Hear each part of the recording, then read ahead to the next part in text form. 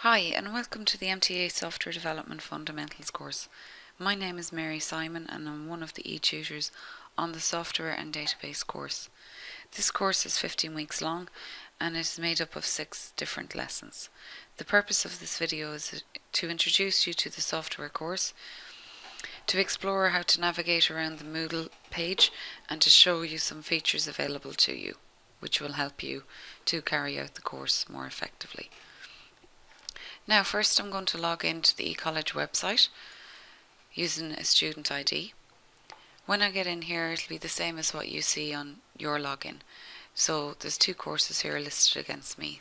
The one we're going to look at today is the MTA Software Development Fundamentals. So I just click on that, and here we see that the Software Development Fundamentals course is made up of your 6 different lessons and a number of other things, which we'll have a look at in a little while. First, I want to draw your attention to the blocks on the left hand side of the page.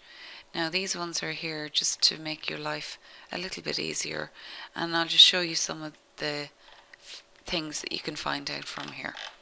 So if we go back up to the top, there's this eTutor contact block, so it lists you the names of the eTutors. My one's there, Laura's and Paul's, and if you want to send us an email, there's our email address, so if you click on it, it will create an email. Underneath that we have the calendar, and any events that are coming up will be displayed on your calendar here. So for example, if I set up a live online lecture, I would put it in our calendar for next week, and you will see it here on your calendar. Under course book, as you're probably aware if you've already been enrolled on this course, you'll know that you get an ebook 2 weeks after you first enrolled on the course, but you need to be active on the course. So that's just a note there reminding you. If you don't get an email with the ebook, you can contact us and we'll send you on the code. Under people, participants lists all the people enrolled on the software development course. So if you want, you can send anyone there a message if you'd like to get to know your colleagues. Under messages, if you know the name of someone you want to send a message to, so say for example you wanted to send me a message, you could just type in my name here because I'm not under your list of contacts, and click on search people and messages, and here it'll bring up my name, and you just click on it and you can send me a message. So if you add here, you can add me to your contacts. Block will obviously block you. So that's just the messaging. So that's a handy way if you need to talk to your e-tutor at any point. Online users, so this gives you a list of all the people that have been logged into the course in the last 5 minutes. Your progress bar is tied to your progress on the course, so you should be aiming to see that as you progress week by week, the percentage or the number of red lines actually now are turning green because you're going through them and completing them. Administration, if you want to edit your profile or change your password. Also under messaging, if you wanted to send you a message if you're not online to your email account, you can set it up there. Upcoming events, again, if there's something in your calendar, it'll be listed here. If you want to create a new event, you can do that. Latest news, just have some latest news that we have in the course forum. So under here, job announcements, Moodle server updates, things like that. Recent activity, so you can check a full report of your recent activity since the last time you logged in. So what did you actually do the last day? You can search forums, so if you're looking for, if you have a problem with say learn key or whatever it is, you can type that in and it'll bring you back anything that's in the forum related to the keyword you've typed in.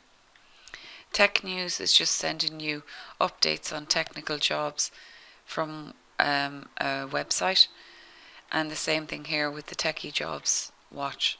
Again, it's just an update from another website. Activities here is interesting. It's just a way of showing you a number of different things in the one place. when you go through the lessons one by one, you'll see that there's a number of different assignments or exercises that you must complete and send back to me, which I will grade. Some of them you can do offline, so I don't need to grade them.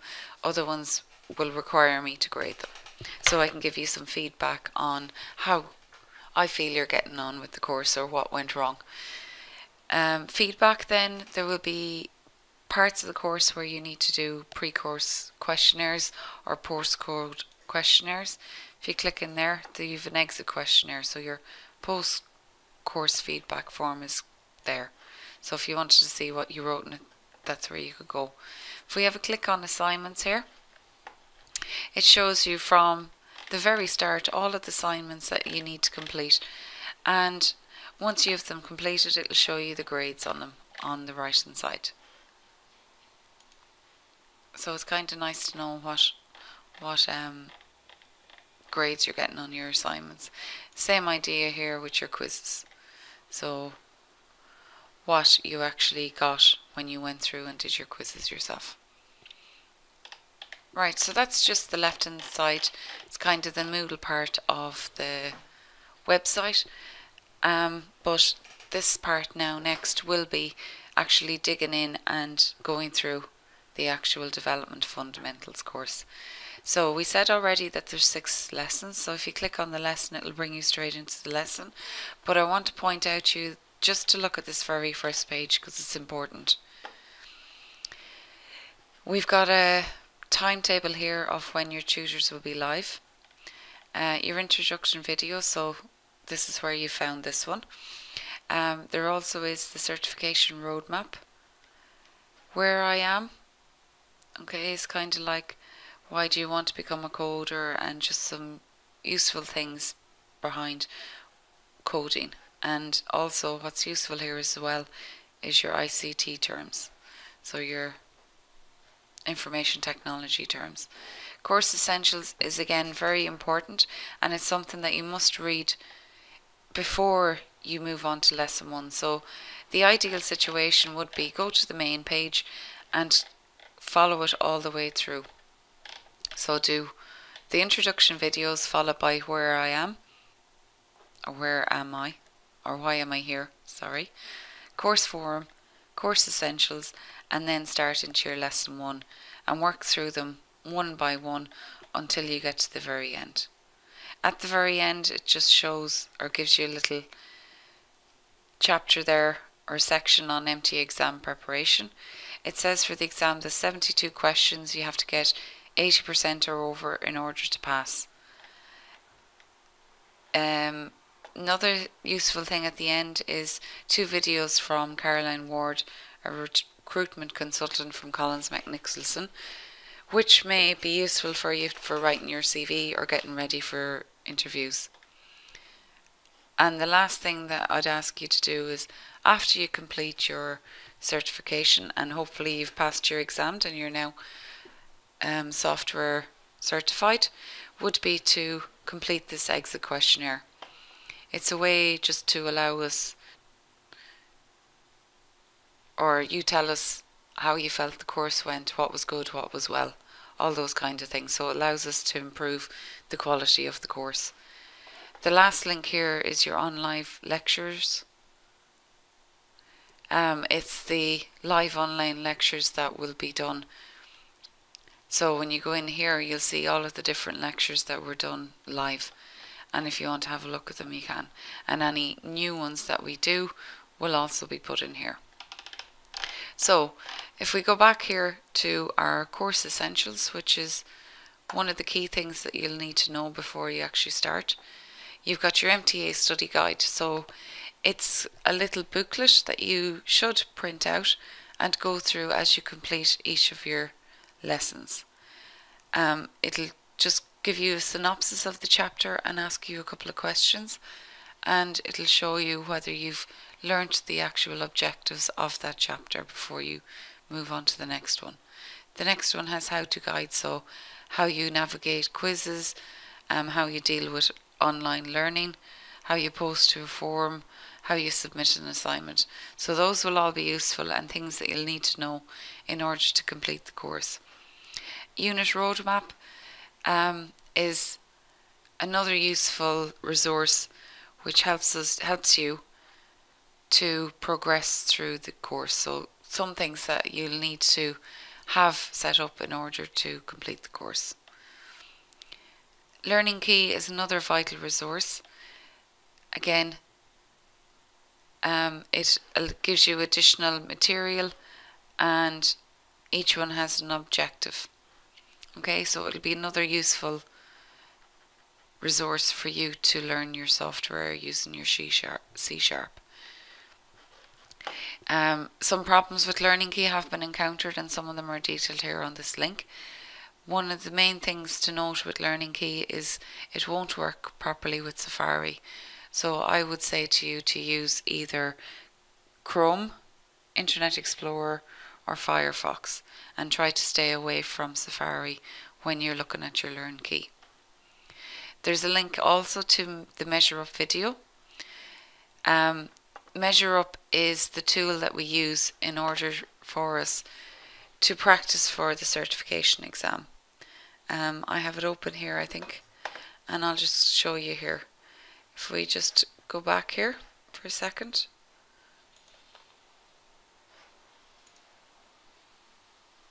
So when you log into your Learning Key, you'll have a locker attached to you and you'll have a number of different learning or Measure Up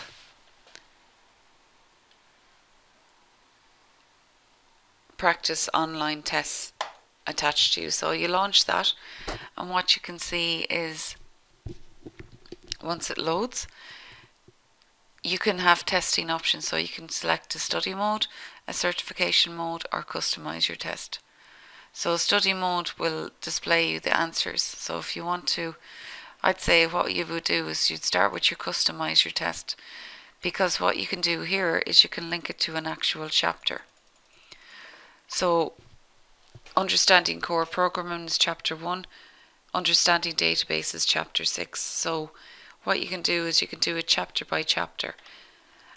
And then what I would do after that would be, once you've done it alongside each lesson, I'd go into a study mode and then I would try the certification mode. So the study mode would help you learn things that you don't really understand or you can't remember, and the certification mode would be you preparing for the actual real live exam. So that will be one of the key things that you will use, and I'd say use it from the very start. Ebooks, then again, as we said, once you've been active on the course for over 2 weeks, please contact one of your tutors for your ebook. Again, what you'll find is when you install it, you'll get an email from your eTutor with the links and the information, and you'll install it and you'll have this little, it's called Vital Source Bookshelf, and when you open it up you'll have the start or the front page of the book, and if you look at the different lessons, each lesson is mapping back to a chapter in the software development course. Right. Another thing you want to install will be your C# program tool. So it's MS Visual Studio 2013. So this is what you'll need in order to be able to code for the course. If you're using a Mac machine, you can download the Mono Develop using the link. Another very important thing is the ILP, your Individual Learning Plan. Now, the idea behind your Individual Learning Plan is it's kind of like your time plan of how or when you end or when you decide to finish your course. So let's say you start your course on week 10. We know the course is 15 weeks long, so we know that between week 10 and week 25 is when you'll do your work, and at the end of week 25 you expect to be sitting your exam. Now we know life isn't perfect, so things are going to crop up. you decide maybe I want to study on Monday, but something comes up and you can't do it. So you're, sorry about that now. So your plans will change. So the idea behind your individual learning plan, it's just a plan so that you know how you're getting on and how long more it'll take you. The individual learning plan will be broken down by week structure based on each lesson. So what you can do is when you finish each lesson, you can go back in and update your learning plan, and it'll give you an idea of when you intend to be halfway through the course and when you expect to be finished the course. So again, another important point. Right, next is each of the different lessons, and the lessons are very similar because you'll always have your learning objectives for the section. So in your introduction to programming part 1, understand computer storage and data types and computer decision structures. So the idea is that by doing the different things below it, i.e. going through LearnKey, having a look at the Microsoft Virtual Academy, again another resource, it's kind of an online video of the Microsoft guys going through the Software Development Fundamentals course for you. Again, another useful resource.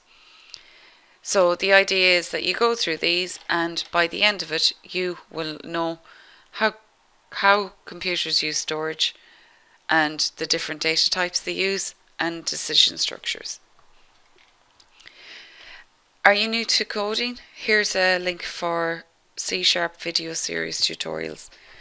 This is actually very good if you're completely new to programming.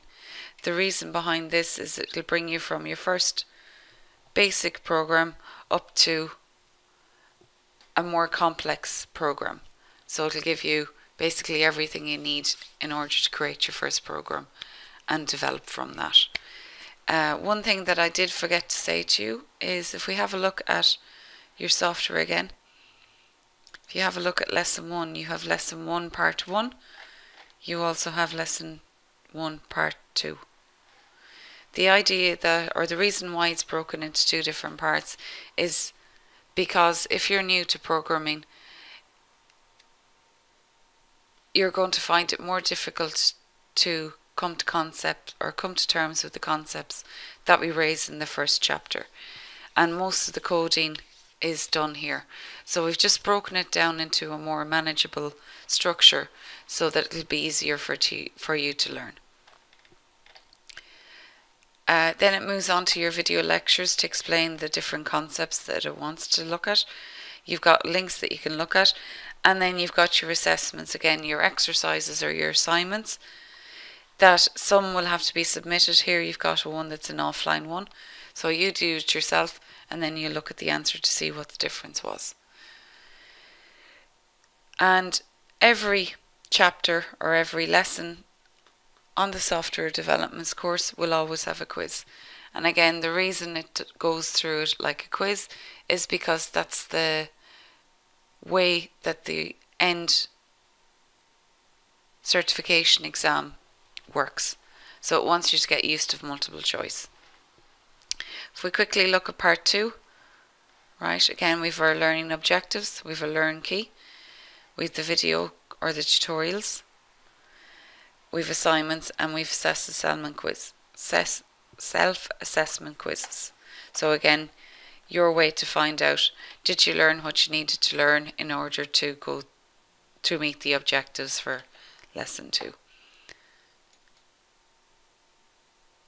Lesson 2 then is again object-oriented programming. So LearnKey, your virtual academy, your links to your tutorials, your assignments, and your quiz at the end. Lesson 3 then is lifecycle management, algorithms and data structures. LearnKey again, virtual academy, online tutorials, assignments, and your quiz at the end. So again, it's the same kind of theme. Just make sure as well that when you've completed something that you tick the box. That in turn will update your progress. So you remember the progress bar we seen at the start? This one here. So what you want to see by the end is that it's going up and your percentage, so everything's changing from red to green. In other words, you have completed them. Lesson 5 then is around applications, so Windows console or Windows services.